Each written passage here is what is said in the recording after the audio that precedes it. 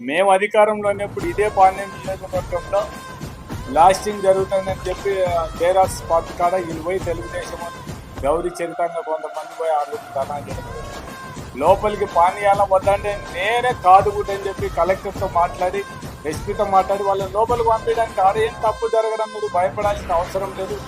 దాడి జరుగుతున్నది control blasting, పొరపాటున కూడా ఎక్కడ ఎటువంటి ఇబ్బంది ఉంటుంది కాదుగుంటని చెప్పి నేనే ఎస్పీతో కలెక్టర్తో మాట్లాడి పర్మిషన్ ఇచ్చి లోపలికి పంపించడం జరిగింది.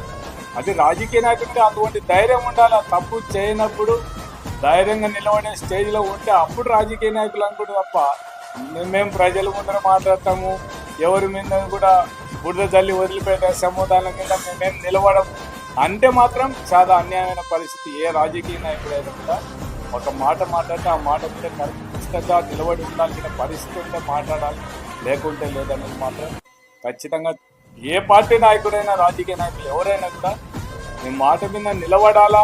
ఖచ్చితంగా ఒక్కరి మీద ఆరోపణ చేసినప్పుడు ఖచ్చితంగా దాని మీద నిలబడే స్టేజ్లో ఉంటే మాట్లాడాలా తప్ప ఒకరి గురించి మాట్లాడాలి పర్లేదు. ఇప్పుడు మొత్తం 9 నెలలు అయిపోయింది. ఒకరికి చూపించాము.